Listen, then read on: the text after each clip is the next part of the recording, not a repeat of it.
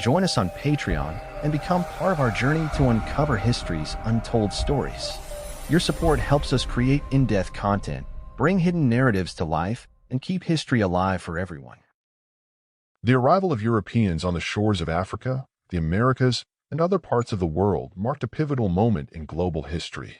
Among the many consequences of European contact with indigenous populations was the devastating introduction of foreign diseases. For Black native tribes, these diseases had profound and far-reaching impacts, reshaping societies, cultures, and demographic patterns in ways that are still felt today. The intersection of colonial expansion, economic exploitation, and biological warfare created an environment where the resilience of these communities was severely tested. Before European contact, Black native tribes in Africa and other parts of the world had established complex societies with distinct cultures, trade networks, and advanced systems of governance. These communities thrived in their respective environments, having adapted to the ecological conditions around them over centuries. However, their isolation from Europe, Asia, and other parts of the Old World meant that they were unexposed to a range of pathogens that had long circulated in those regions. Europe, by contrast, had been a melting pot of diseases due to its dense populations, urbanization, and constant interaction with Asia and the Middle East through trade and warfare. Over time, Europeans had developed varying degrees of immunity to diseases like smallpox, measles, influenza, and the plague. When Europeans ventured into new territories, they inadvertently carried these pathogens with them, unleashing biological catastrophes on populations that lacked prior exposure and thus had no immunological defenses. The earliest recorded instances of disease transmission to Black native tribes occurred during the initial phases of European exploration and colonization. In Africa, where European contact initially revolved around coastal trading posts, the spread of diseases was less immediate than in the Americas. However, the introduction of new pathogens gradually began to take its toll. For instance, smallpox outbreaks were recorded in West African coastal regions as early as the 16th century, brought by European sailors and traders. The impact of smallpox was particularly devastating.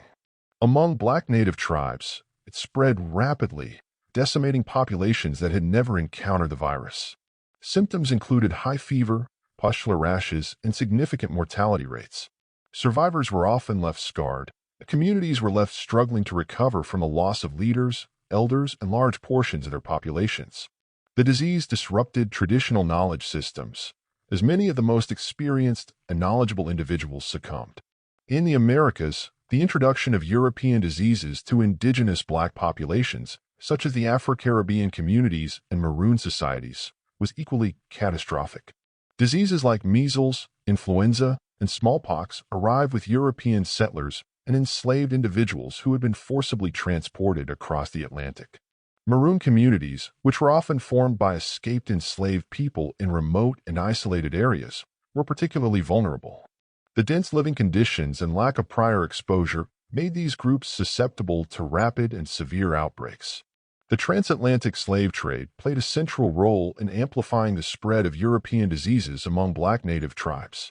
Millions of Africans were forcibly removed from their homelands, packed into overcrowded ships under unsanitary conditions, and transported to the Americas.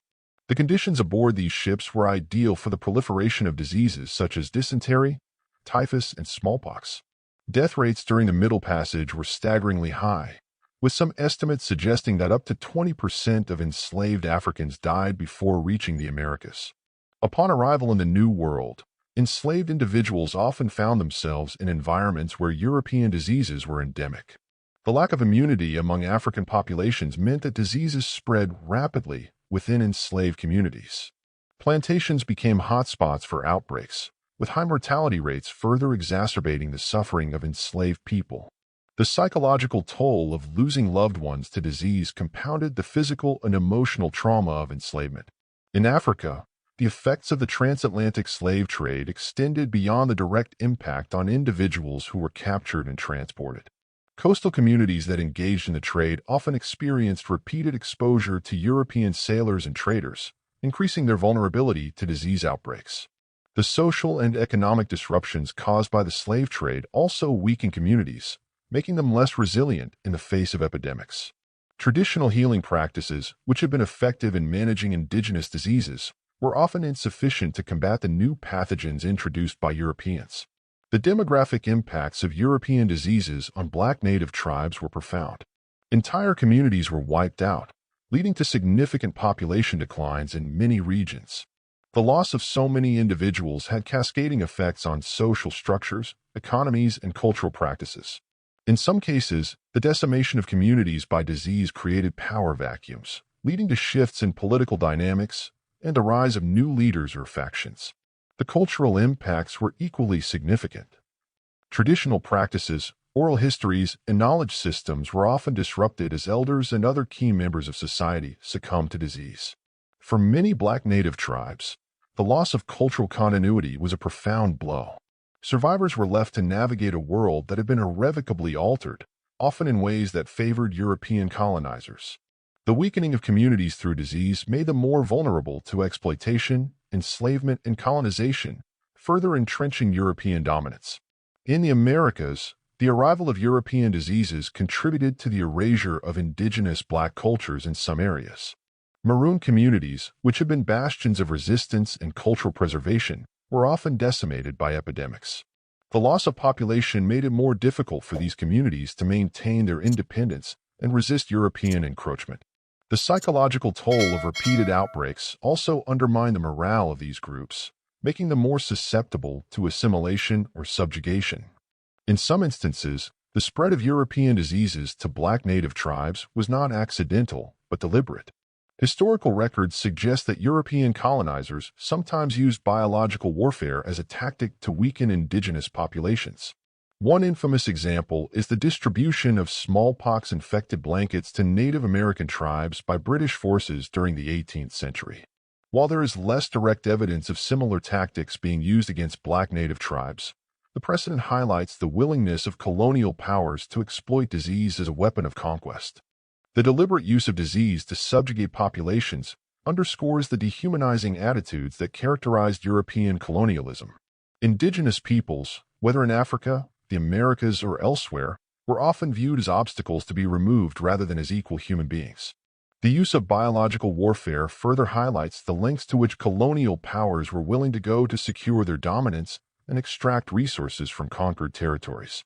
Despite the devastating impact of European diseases, Black native tribes demonstrated remarkable resilience and adaptability. Survivors worked to rebuild their communities, often incorporating new practices and knowledge to cope with the challenges posed by disease.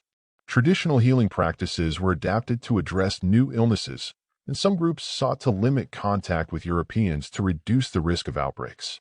In some cases, the shared experience of surviving disease outbreaks strengthened communal bonds and fostered a sense of solidarity. For Maroon communities in the Americas, the resilience displayed in the face of repeated epidemics became a source of pride and a testament to their ability to resist colonial oppression. The cultural and spiritual practices that emerged from these experiences often emphasize themes of survival, renewal, and resistance. The legacy of European diseases among Black native tribes is a complex and multifaceted one. The demographic and cultural losses suffered by these communities have left lasting scars, while the resilience and adaptability they displayed remain a testament to their strength. Understanding this history is crucial for appreciating the full impact of colonialism and the ways in which it continues to shape the modern world. The introduction of European diseases was not merely a tragic byproduct of contact, but an integral part of the colonial project.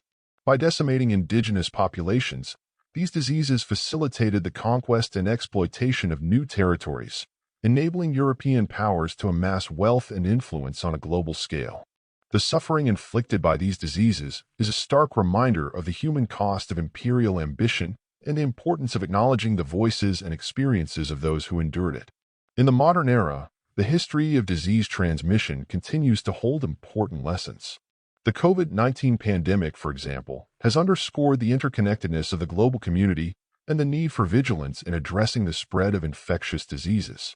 For Black native tribes and other indigenous populations, the historical memory of past epidemics serves as a cautionary tale, highlighting the importance of equitable access to healthcare and the need to preserve traditional knowledge systems. Ultimately, the impact of European diseases on Black Native tribes is a story of loss, resilience, and the enduring power of human communities to adapt and survive in the face of unimaginable challenges.